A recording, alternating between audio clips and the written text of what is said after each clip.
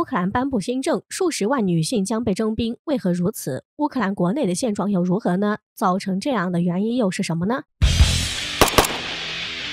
近日，据乌克兰国防新闻处发出通报指出，乌克兰国防部第313号命令正式生效，并批准了女性应当进行兵役登记和进入现役的工作领域和从事的职业名单，其中包括35个行业，每个行业实际上又有数十个业务活动的单项专业，涉及数十万乌克兰女性，这就是呈现出数十万乌克兰女性排队征兵的盛大景象。此外，消息还指出，这数十万的女性的职业名单十分宽泛，包括大众餐饮、法学、经济、出版和印刷等众多行业，品类繁多。还规定了，如果逃避兵役登记，就会受到严厉的行政处罚。对于那些对女性兵役登记证明失查的企业，也将面临187至312美元的罚款。从这里也可以看出，此次乌克兰对于女性征兵的强制，以及乌克兰女性地位的低下。对于乌克兰此次的征兵，外界广泛地认为，这是乌克兰为应对紧张的俄乌局势所做的准备。但是乌克兰为何此次征召的都是女性呢？乌克兰女性在国内有怎样的地位呢？这真的是乌克兰病急乱投医吗？还是泽连斯基反俄魔怔真的打算要以卵击石了？最后的结局真的会好吗？我们知道，近年来俄乌关系持续恶化，而近段时间俄罗斯更是在边境驻军17万。于是相对的是，乌克兰政府也在向全国下达动员指令，将数十万士兵派往乌东前线。如今就连女性都要被征召上战场，泽连斯基政府的这项政策颇有一种当年苏联2战时在面对德国进攻莫斯科进行背水一战的感觉。然而今天的乌克兰甚至连团结民众都很难做到了。如今的乌克兰经济民生非常惨，经济欧洲倒数第一，失业率高，这导致不少乌克兰人逃出自己的国家，前往其他国家谋生。据统计，自乌克兰独立以来，其总人口流失达到1000多万。尤其是近2年俄乌关系恶化，随时有战争爆发。乌克兰境内一度在短时间内出现100万民众逃离家园的景象。逃离乌克兰的民众大多前往欧美发达国家，然而这些逃难民众又得不到这些国家给予中东难民那样的待遇，于是不少人成为黑户，很难找到正常的工作。而乌克兰又是一个盛产美女的国家，这就导致大量乌克兰女性在国外从事性工作，而没逃出去的女性很多为了生计干起了代孕产业，这就使得乌克兰获得欧洲子宫的称号。据统计，近年来由于大量乌克兰女性前往海外，欧美国家的红灯区产业竟迅速发展，像美国拉斯维加斯、德国法兰克福红灯区、法国巴黎蒙马特等世界上闻名遐迩的红灯区已经是夜夜灯火通明的盛况。讽刺的是，如果乌克兰警方抓到本国女性从事非法性交易，一般是罚款8到25欧元就能获得释放，远少于女性逃离兵役的罚款。因此，乌克兰新的征兵政策一出来，就惹得国内怨声载道，更加速了人口流失。对于乌克兰而言，这无疑是很让人唏嘘的现状。毕竟，乌克兰曾经也是欧洲粮仓、苏联老二、世界第3核武大国，如今却落得这样的地步。那么，造成这一系列现状的原因又是什么呢？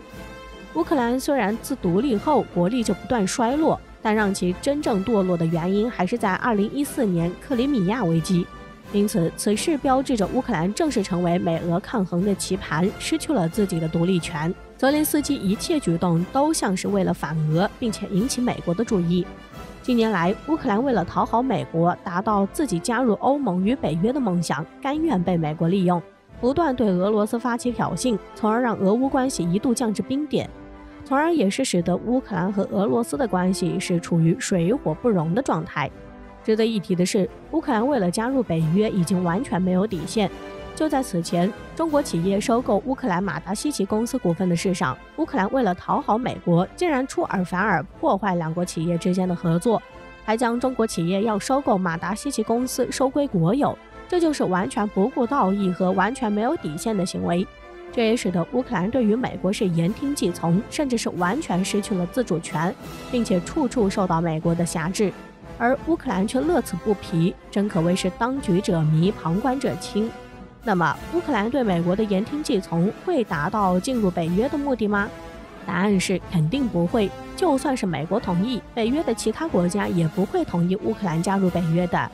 所以，这只不过是美国的一个幌子，借着承诺给乌克兰军事的支持的空头支票，以此来让乌克兰死心塌地的跟随，来达到美国利用乌克兰牵制俄罗斯的目的。这完全就是利用乌克兰为自己做事儿，还让乌克兰绝对忠诚地跟随美国，这也是美国自己的本事。因此，乌克兰极力反俄所导致的最直接结果，所导致的最严重的结果就是北约方面并不会真心接纳乌克兰，只会将乌克兰当作遏制俄罗斯的桥头堡，而俄罗斯方面也不会给乌克兰好脸色看，这就使得乌克兰陷入两难的境地。加上此前格鲁吉亚的例子，也可以看出美国等北约国家喜欢口头承诺。在2008年北京奥运会期间，格鲁吉亚听从北约国家的蛊惑，对俄罗斯发动进攻。此时的普京正在北京参加奥运会，但是随后普京就通过远程控制，分派军队在几个小时内就把格鲁吉亚击退了。答应给格鲁吉亚支援的北约，却在格鲁吉亚快要战败的时候，也没有伸以援手支援，只眼睁睁地看着格鲁吉亚被打败。这也是很明显的例子。格鲁吉亚成为了以美国为首的北约国家用来反俄的棋子，最终所导致的结果只能是自取其辱，完全被利用了。此时的乌克兰也正在走着这样的路，其结果也已经变得显而易见。乌克兰之所以沦落到如此境地，也是源于此前乌克兰的颜色革命。乌克兰颜色革命讲述的就是一个国家的人民团结起来，最终走向贫穷落后和社会动荡、战火连连的故事。这就将乌克兰完全带向了贫穷，也使得乌克兰完全成为美国在欧洲反俄的棋子。那么，这是乌克兰所说的好的结局吗？然而，对于乌克兰所走的路，一位香港的女生说，希望香港能有和乌克兰一样有好的结局。如果真的有乌克兰这样的结局，那么真的是连后悔都来不及了。这次的颜色革命也导致了百万的乌克兰民众逃离，选择背井离乡去其他的国度。因为他们对乌克兰已经彻底失望，希望去其他的国度开始新的生活，其中的女性可能占了大多数，这也导致乌克兰面临如此的窘境。总的来说，乌克兰此次女性被大规模征兵，这也反映出乌克兰国内女性的悲惨命运。从本质上来说，是乌克兰一手造成的，因为原本乌克兰的底子远远比俄罗斯要好，只要乌克兰领导人稍微有点能力，完全可以大有所为。但现在却沦落到如此田地，成为美国利用的棋子，这真的是有点让人唏嘘。这么看来，乌克兰可能真的不会有好结局了。